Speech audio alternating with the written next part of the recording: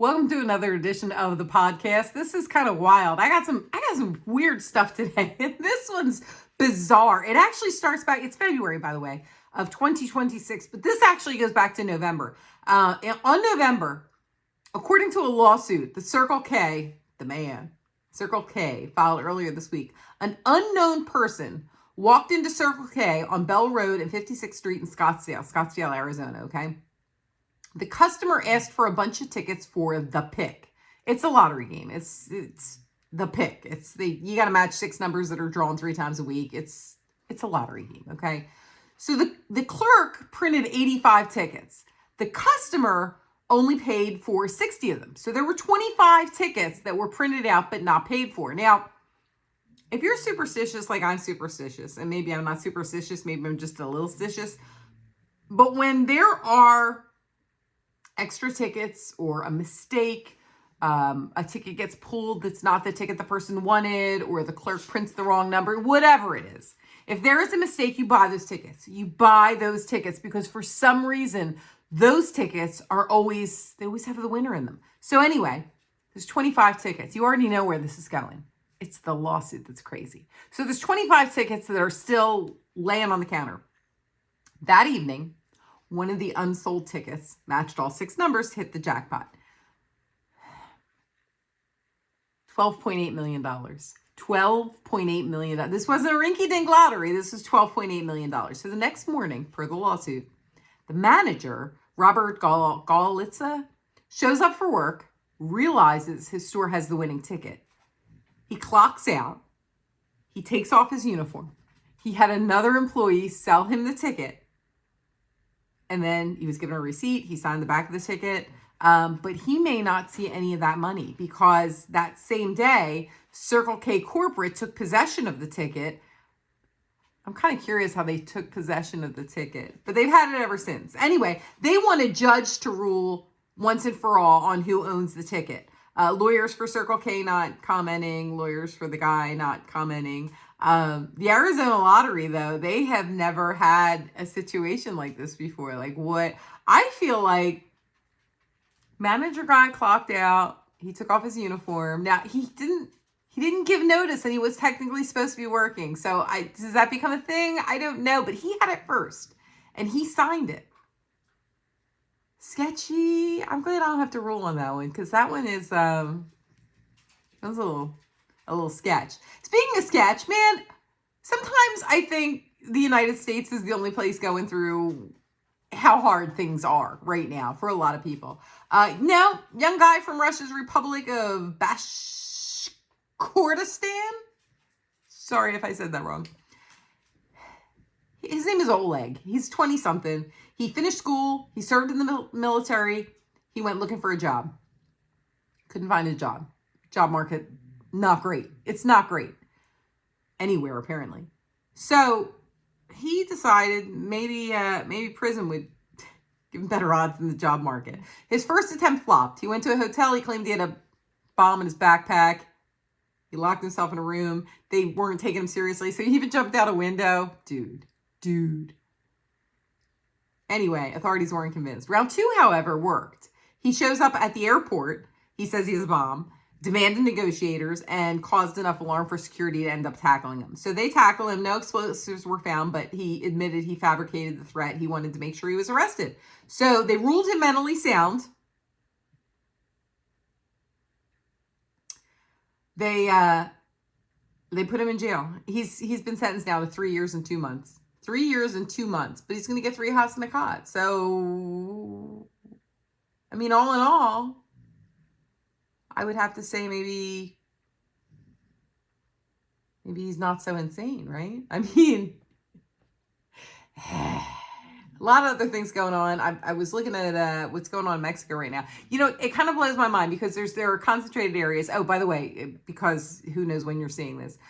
So the cartels are setting some things on fire because the government took out a head of a cartel and now it's like a whole thing. But it's only a whole thing on like the western part of Mexico, okay? And the reason I say this, not that it's not a big deal or that, you know, any horrible death and destruction is not good death and destruction.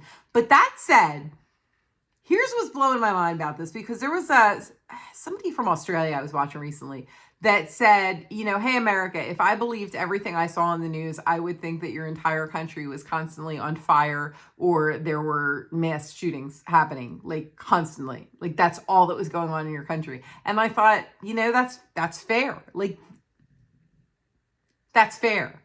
So I know some people who are vacationing in Mexico right now, and they're fine. They're like on the other side. And the back and forth with who, I wouldn't have gone there right now if I were you. There's a really bad fire in Oklahoma right now. I think it's still raging. I haven't checked on it since the weekend, to be perfectly honest. But I think it's still raging. But can you imagine like somebody else in the world saying, oh my gosh, I'm not going to America right now because the whole country's on fire. There's a very good chance if you're not within like a 2-state radius, you have no idea. You didn't even know. So, but they know in other countries. So, I mean, I get it. So you kind of look at this and you think, is that... Where's your toothbrush right now? Your toothbrush. Where is your toothbrush? I know where mine is. Mine has a little hat on it. My toothbrush has, and I just changed the brush out. It's one of those electric ones, rechargeable toothbrushes. Why? Am I fancy? No, I got it free from somewhere. It was some promotional thing. Anyway, so I have a little toothbrush that I can change the head out, and I don't do it as often as I'm supposed to. It used to be, remember when it was change your toothbrush every 6 months, and then somewhere along the line they changed it to, no, it's supposed to be every 3 months, and your mileage may vary on that. I try to change out my toothbrush every 6 months. And I just change the head of it. And then I clean where the head plugs in, and it's usually pretty clean, but it's got a little hat. It's got a little plastic cap that I put on the toothbrush part of it when I'm not using it. And part of the reason I do that is because it lives in my bathroom. And what do we always hear? Well, when you flush your toilet, it can spray for like 6 feet, which is like, you don't want to brush your teeth with that. Apparently right now, your toothbrush, and I say your toothbrush because mine has a hat on it. Your toothbrush is home to like anywhere from 1 to 12 million bacteria and fungi belonging to hundreds of different species alongside countless viruses. That can't be good. So, every so often, they're joined by a shower of other microorganisms that arrive with the flush of a toilet or the opening of a window. My little hat probably gets dirty too, the little hat that goes on it, but I'm still not changing out the toothbrush more than every 6 months. That's what I'm doing. I feel like we're so, people are constantly just trying to take us out, take our money. National survey of 2,000 married Americans found the couples who go to bed at the same time are more likely to call their marriage very happy. Do you do that? Do you go to bed at the same time as your spouse? My husband and I have different schedules. We have been happily married for 29 years next month. Right? It's kind of a long time. And we're still happy. He's happy. I'm happy. We have a bedtime gap, though. We definitely have a bedtime gap. I am tired earlier. I work mornings, so like early morning. I mean, he works in the morning too, but he can leave the house at a later time in the morning than I leave. So because of that, I need a little more sleep, and he's not ready to go to bed yet. And I am just as, here's the thing.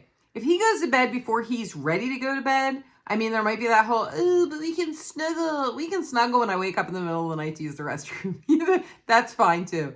But if he comes to bed before he's ready to come to bed, he's flipping through the channels and he's kind of tossing and turning and he's restless and he's uncomfortable. And I get that.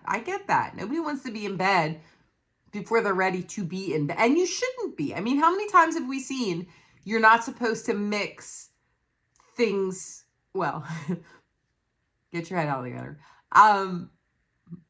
Bedtime activities, like you're not supposed to eat in bed, or you're not supposed to work in bed, or you're not really supposed to spend a lot of time watching TV in bed, because that is supposed to be your mindset when you get into bed, is that you're supposed to relax. And so I don't want him coming to bed before he's ready to come to bed.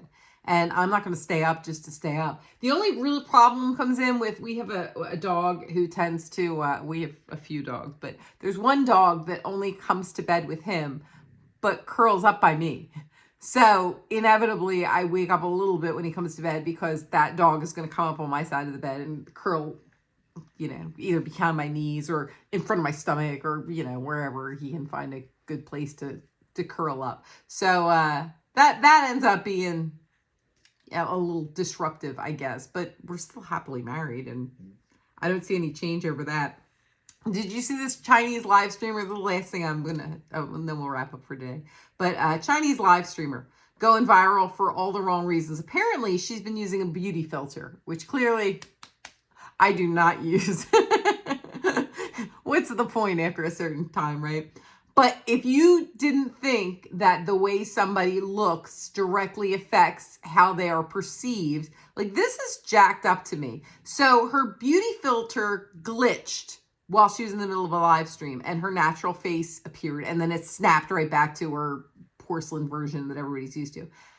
She lost 140,000 followers in the aftermath.